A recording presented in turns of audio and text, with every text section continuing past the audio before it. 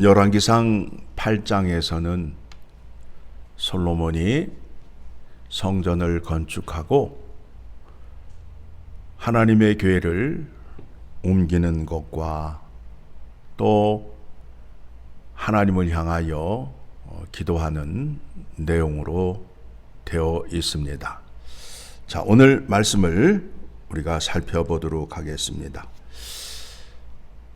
하나님의 교회가 다윗성에 있었는데 그 교회를 하나님께서 말씀하신 대로 레위 사람과 제사장들이 어깨에 메고 옮김으로 인하여 아무런 사고가 나지 않았습니다. 하나님의 교회는 하나님의 임재의 상징입니다. 그런데 그 교회 안에는, 그 교회 앞에는 모세의 두 돌판, 또 만나를 담은 항아리, 아론의 쌍난 지팡이가 있습니다. 여러분, 그 세 가지가 어떤 의미를 말할까요? 그 세 가지는 이스라엘 백성들이 하나님 앞에 범죄하였을 때에 있었던 사건들입니다. 먼저 두 돌판은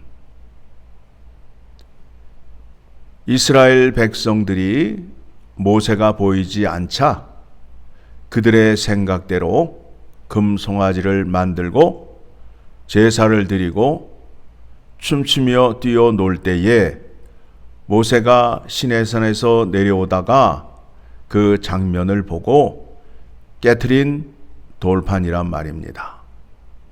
그러니까 하나님의 말씀을 지키지 않았던 그 사건, 또 만나는 어떤 의미를 갖고 있을까요?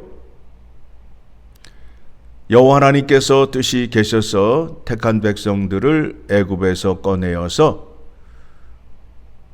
가나안 땅으로 인도하시는데 가지 못하겠다는 거예요. 누가? 이스라엘 백성들이. 왜? 배가 고파서.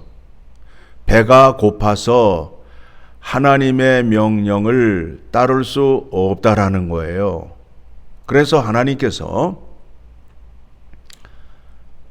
아침마다 만나를 내려 먹여주시며 또 고기가 먹고 싶다고 할 때는 광야에서 메추라기를 내려주어서 먹게 하면서 가라 하였을 때 그 백성들은 배가 불러도 하나님의 명령의 말씀을 지키지 않았다. 그러니까 사람은 배가 고파도 배가 불러도 하나님을 거역하는 죄의 본성을 갖고 있다. 아론의 쌍난 지팡이는 하나님께서 모세와 아론에게 지도권을 주었습니다. 그런데 다른 지파 수령들이 왜 너희만 하나님의 말씀을 전하느냐 하며 반란을 일으켰습니다. 즉 하나님께서 정하신 그 지도권에 반란을 일으킨 거지요. 그래서 하나님께서 각 지파 수령들에게 너희의 지팡이를 가지고 와라. 그래서 그를 회막문에게 두어라. 그 다음날 일어나 보니까 아론의 지팡이에 싹이 남으로 인하여 그 지도권이 여호와 하나님께서 아론과 모세에게 명하셨구나라는 것을 알게 되는 겁니다. 그러니까 이 세 가지는 범죄한 이스라엘을 말하는 것입니다. 그곳에 동물의 피를 뿌림으로 인하여 죄 사함을 주시는 사랑과 자비와 은혜가 풍성하신 하나님을 상징하는 것입니다. 그래서 그 괴를 이제 다윗성에서 솔로몬 성전으로 옮기게 됩니다. 12절서부터는 솔로몬이 연설을 합니다. 연설의 내용은 이 성전을 짓게 된 이유와 당위성에 대해서 말씀하고 있습니다. 내 아버지 다윗이 여호와를 위하여 성전 짓기를 원하였는데 여호와 하나님께서 너 말고 너의 아들을 통하여 성전을 짓겠다 말씀하심으로 인하여 이 성전을 짓게 되었다라고 말씀하고 있습니다. 22절부터는 솔로몬의 기도가 나오는데 오늘 우리가 본문의 말씀을 한 절씩 교독하며 읽었잖아요. 그런데 솔로몬의 기도의 특징이 뭐예요? 솔로몬의 개인적인 야망과 욕심을 기도한 거예요? 이 성전에서 내가 기도하는 대로, 내가 원하는 대로 내가 뜻을 세워 싸우니 그 뜻을 이루게 하여 주시옵소서. 여호와 하나님의 영광을 위하여 내가 이렇게 뜻을 세워 싸우니 내가 간구하는 대로 이루어 주시옵소서라고 기도를 했나요? 그렇지 않다라는 거예요. 어떻게 기도했을까요? 약속의 말씀을 붙잡고 기도했다라는 거예요. 여러분, 오늘날 우리의 기도가 얼마나 허망된 기도인지 몰라요. 전부 자기의 욕심과 야망을 들고 와서 기도를 해요. 솔로몬의 기도가 뭐예요? 하나님께서 모세를 통하여 약속한 말씀을 지키시옵소서. 그렇게 기도하지요. 자, 25절의 말씀입니다. 같이 읽습니다. 이스라엘의 하나님 여호와여, 주께서 주의 종 내 아버지 다윗에게 말씀하시기를 내 자손이 자기의 길을 삼가서 네가 내 앞에서 행한 것 같이 내 앞에서 행하기만 하면 내게서 나서 이스라엘의 왕위에 앉을 사람이 내 앞에서 끊어지지 아니하리라 하셨사오니 이제 다윗을 위하여 그 하신 말씀을 지키시옵소서. 약속하신 말씀을 지키시옵소서라고 기도를 해요. 26절 시작. 그런즉 이스라엘의 하나님이여 원하건대 주는 주의 종 내 아버지 다윗에게 하신 말씀을 확실하게 하옵소서. 여러분, 이렇게 기도할 수 있어요? 이렇게 기도하셔야 된다니까요. 약속의 말씀을 여러분이 알게 되면 그 약속의 말씀을 들고 나가서 기도하게 되면 약속하신 하나님은 그 약속을 반드시 지킬 수 밖에 없다라는 겁니다. 성경에 등장하는 믿음의 사람들이 기도할 때에 그 기도의 내용은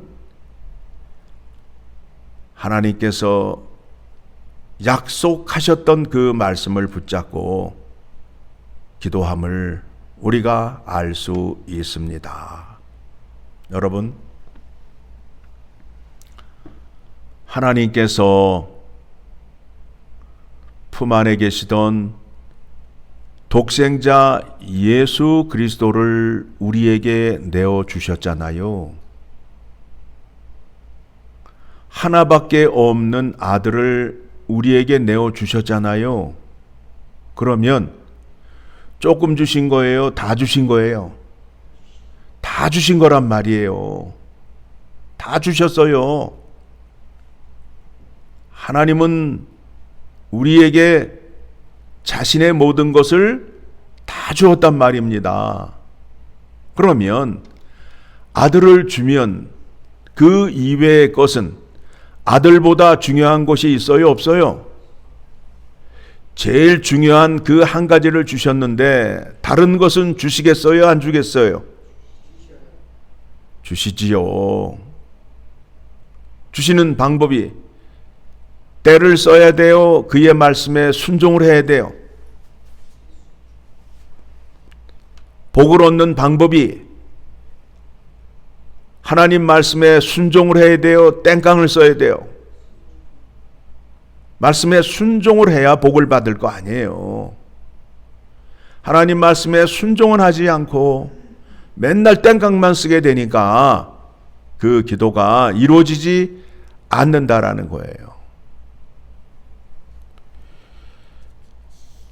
그러시면서 사랑과 자비를 베풀어 주시기를 원하는 기도를 합니다. 솔로몬이. 그래서 기근이 들었을 때, 또 적국에게 패였을 때 회개하고 돌아오는 자를 용서하여 주시고 백성으로 삼아 주시고 이방인들이 와서 기도하게 되면 주의 구원의 은혜를 베풀어 달라는 기도를 하게 됩니다. 그리고 솔로몬의 축복이 나옵니다. 솔로몬이 어떻게 축복을 하였는지 56절의 말씀을 보게 되면 같이 읽습니다. 여호와를 찬송할지로다. 그가 말씀하신 대로 그의 백성 이스라엘에게 태평을 주셨으니 그 종 모세를 통하여 무릇 말씀하신 그 모든 좋은 약속이 하나도 이루어지지 아니함이 없도다. 약속하신 대로 복을 주신다니까요. 그래서 약속의 하나님이에요. 약속하신 대로 복을 주셔요. 자, 그러면 복을 받기 위해서는 약속하신 말씀이 무엇인지를 알아야 될 거 아니에요. 그러면서 58절 시작. 우리의 마음을 주께로 향하여 그의 모든 길로 행하게 하시오며 우리 조상들에게 명령하신 계명과 법도와 율례를 지키게 하시기를 원하오며. 그 복이 뭐예요? 하나님의 계명과 율례와 법도를 지켜 행하면 축복이 있고 불순종하면 저주가 있잖아요. 61절 그런즉 너희 마음을 우리 하나님 여호와께 온전히 바쳐 완전하게 하여 오늘과 같이 그의 법도를 행하며 그의 계명을 지킬지어다. 그렇죠? 그래서 우리가 잘 알고 있는 말씀이 있어요. 여기에 또 적용이 되지요. 그런즉 너희는 먼저 그의 나라와 그의 의를 구하라. 그리하면 이 모든 것을 더하시리라. 맞아요, 안 맞아요? 자, 이 복을 주시기 위하여 예수 그리스도가 이 땅에 오셔서 우리 안에 거하시며 하나님의 계명을 알게 하며 그 계명을 지켰던 그 능력을 우리에게 줌으로 인하여 우리가 그 계명을 지킬 때에 오는 결과가 뭐예요?